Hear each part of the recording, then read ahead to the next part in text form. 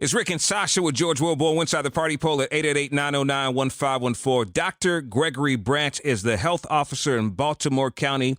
You know, he knows about COVID-19 firsthand because he's fought it himself. And can I tell y'all something? And he can sing, okay? He is the co-founder of Unified Voices. Yes, John Hopkins has a choir. That's why I said we need to call Dr. Gregory Branch. How are you guys doing? A virtual fist bump to all of you guys. How about we just push like a pound on the phone like that?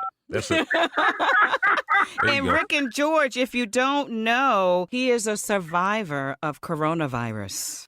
And so I will say to you that trying to take care of everybody, especially during a pandemic, obviously is a lot of work. But I just got some symptoms. I started to lose my voice. I started to cough. And then I said to myself, let me go get tested. And I'm telling you, I did not think that I had COVID because I had a little bit of a cough. I said, I'm going to get tested. So the next morning, I went and got tested, which was a Friday morning. I still did not think I had COVID, but because I'm a health officer and I understood I was in a pandemic, I quarantined myself in my home. So I was at home quarantined, and I would say on that Saturday, I had some muscle ache. I started having a little bit of a fever, and by Monday, my test came back that I was positive for COVID. And I was actually just very, very surprised. I had those flu-like symptoms, but I was surprised that it was COVID because I really was working from home and kind of staying away from everybody. Now, Doc, you just mentioned that it's like the flu, right? A lot of people are going to say, well, why do you believe it's COVID-19 other than the flu? I mean, what makes COVID-19 so different? Why do you believe as a doctor that it's different from anything else? What's your response to them? Well, I will tell you what you're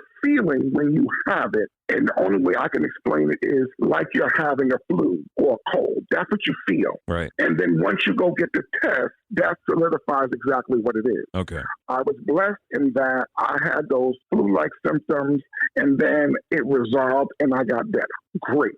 But there are so many people that doesn't happen. And I can tell you for Baltimore County, at this particular time, we've had over 600 people who have died because of COVID. And so I can say I was blessed by it, and you don't know who it's going to actually be. So I got it, and I got better. But others may get it, and then they may not get better. Now, Dr. Branch, you didn't walk away completely unscathed, and we're going to talk about that next. Don't move. It's Rick and Sasha with George Willborn. It's Rick and Sasha with George Willborn. We're talking to Dr. Branch. He's a health officer in Baltimore County. He's actually had COVID himself. And we're talking about this again because the President of the United States recently contracted COVID, and he's the one person who didn't take it seriously. Dr. Branch, it affected your voice, too, didn't it? Yeah, so I actually lost my voice, and I could not even speak, and that was my issue. But I did not have, I didn't lose my sense of taste and smell. Mm-hmm. Because, Sasha, I like to eat, so yes, I that do. was good for me. So, but overall, I lost my voice. I had a cough. I had some fever, some body aches, and things like that. And that's the extent of my COVID experience. Doc, when you first heard the announcement that President Trump had coronavirus. Well, I will tell you that when they first made the announcement, I was extraordinarily surprised. I wasn't surprised that he got it because if you're not wearing your mask, if you're not washing your hands, if you're not keeping the distance and stuff like that, I understand as a physician, you can get COVID. I was very surprised because I thought that he was keeping himself within a bubble. Right. And so I was surprised that he had gotten it. So one of the first things I just did, I just stopped and said a prayer for him and the First Lady because I wouldn't want to wish that on my worst enemy. Wow. It's that bad. Wow. Dr. Branch, when they decided to put President Trump in the hospital, Walter did Reed, you... Yeah. Did you say then, okay, this is a little bit more serious than what they might be trying to lead on? I definitely said that. I said to myself that he's sicker than they want you to believe. So I will tell you, you've heard it from Dr. Branch, that our president is sicker than he would have you to believe. Now, why do I say that? I say that because they took him out of the White House. The White House has a hospital-like setup there, right? So quite frankly, he could have stayed right there, and the doctors and nurses and everybody could have taken care of him there. Right. But they said, no, we got to get him out. So why did they say we had to get him out? And then they gave him that antiviral medication, remdesivir. Right. We don't give that to anybody unless they're usually very sick and they drop their oxygenation. That's when we usually give that. But he was doing very well, but yet they gave it to him. And then they gave him the antibodies also. And then we usually give that to very sick people who are in the hospital. So you gave him both those types of treatment, yet he was doing fine. And you gave it to him. He was doing fine, but you didn't think to give it to the first lady. So I'm saying to you the fact that I've got a president, and my president is over 70 years old. And he's a 70-year-old American, so he probably got some type of medical illnesses, and now he gets COVID.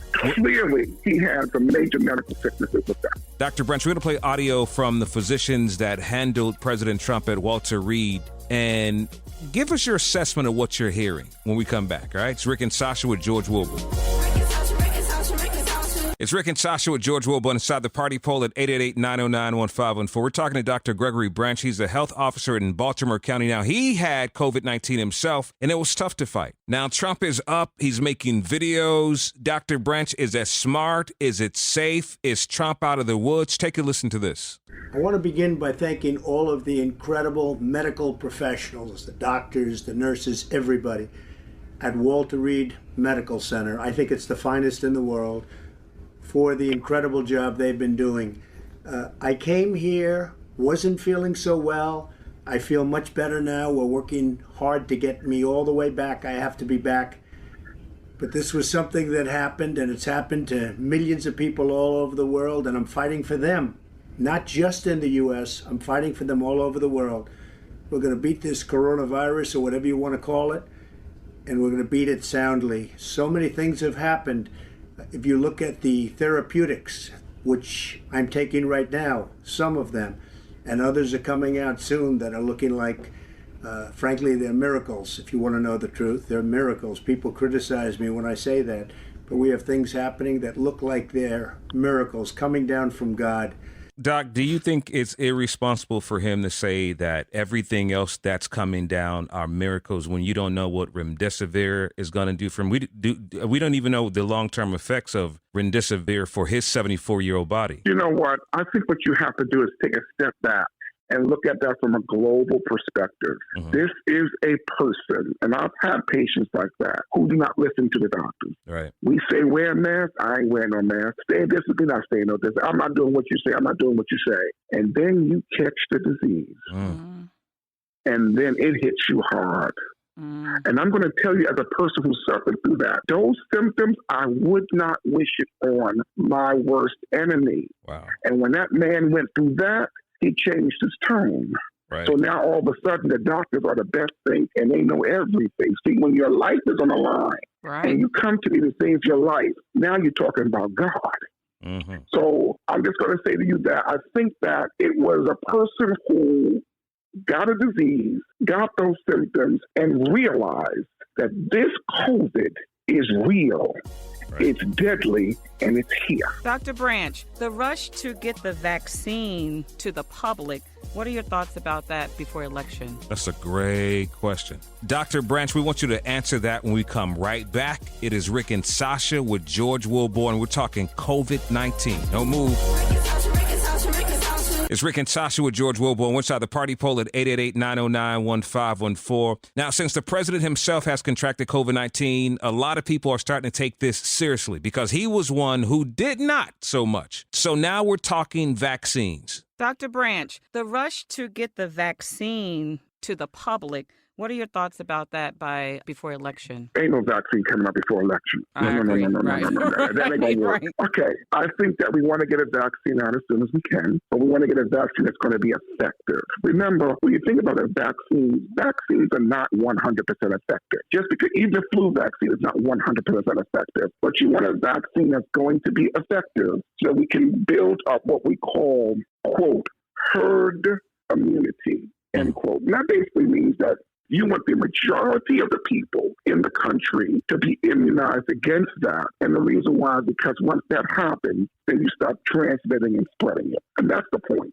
So having a vaccine come out sooner that's not effective is worse than waiting several more months and having it be effective.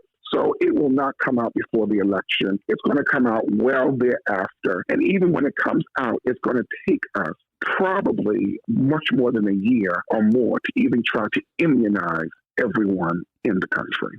Absolutely. So, Doc, really quick before you get out of here, do you recommend that people just continue to just wear masks and socially distance? I mean, do you think it's even smart for people to have gone back to school, for sporting events to have started? Okay. So what happens is that is a very local decision. Mm-hmm. So let me start very generally and say to all your listeners, there are 3 W's I want everybody to remember.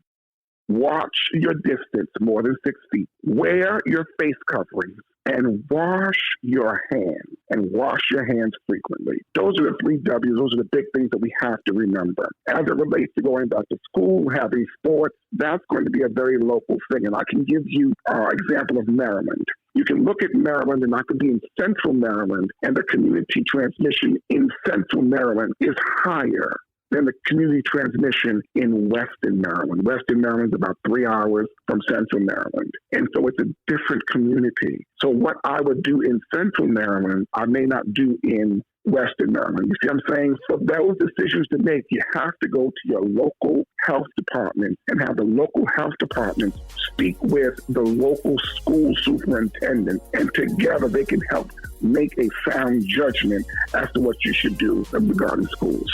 All right. Baltimore County Health Officer, Dr. Gregory Branch, we appreciate you. Thank you, Doc. Thank you, babe. God bless you, guys, and thank you. Bless you. Bye-bye.